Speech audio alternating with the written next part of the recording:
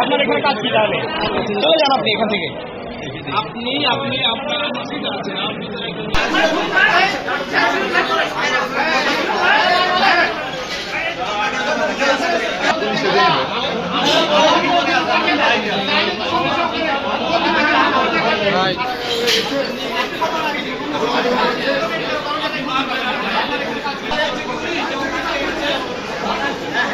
Already police আপনার 5টা লোকের সাথে গ্যামজাম হলো, তারাকেও তুলে দিল, আসামি হিসাব করেই তুলে দিল, তারা নিয়ে চলে গেল।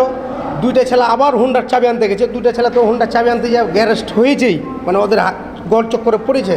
আবার 2টা ছেলে চাবি আনতে গেছে, ওনারা হোন্ডা 2 জন মিলে স্টার্ট দিয়ে চলে যাচ্ছে। হোন্ডা পিস থেকে টেনে নিয়ে এসে, হোন্ডা সহ টেনে নিয়ে এসে এমন ম্যার দিয়েছে, এ 5টা চলে গেছে। তারা কিন্তু জানেই না, কোনো মানুষ জানেই না এখনও যে আরও 2টা ছেলে গুম হয়ে আছে। আমার স্বামীর একটা আত্মীয় এখানে কোর্টে একটা বিচার ছিল, সালিশে গেছিলো। আমার ছেলে 2টা বলছে আমরা দাওয়াত খেতে যাবো, আজকে একটু ছুটির দিন, ম্যাক্সে আজকে ছুটি, আমার ছেলে ম্যাক্সে চাকরি করে, আজকে ছুটির দিন, তাই বলছে একটু হোন্ডাটা নিয়ে ঘুরবো, তাই আমার আব্বুর কাছে নিয়ে যাবো, মানে নিয়ে আসবো চাবিটা।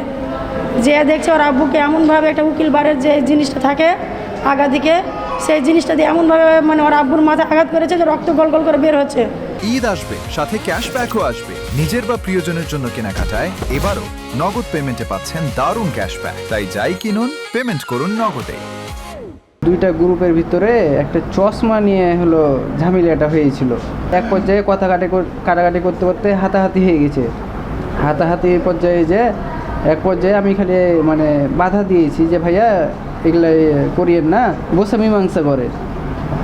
এই জন্য আমাকে মারতে শুরু করে। আর মারতে শুরু করার পরে আপনার আব্বু আমার এসে একটু বাধা দেওয়ার কারণে আব্বুকে আমার মারধর করে।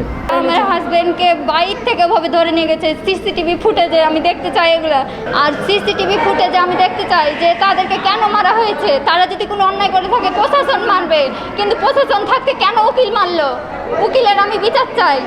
আমার বড় ছেলে ওখানে গেছিলো কোর্টে স্টাম্প আনতে কিনতে, স্টাম্প গিয়ে দেখছি ওখানে একটা ঘটনা করলো। তো ওর বন্ধু আপনার একসাথে ম্যাক্সে চাকরি করে, যে দেখছে কি রবিনকে, কী হয়েছে ভাইয়া? তো বলছে এই ব্যাপার, ওকেও ঢুকিয়ে আপনার ঘরের ভিতরে ঢুকিয়ে মারধর।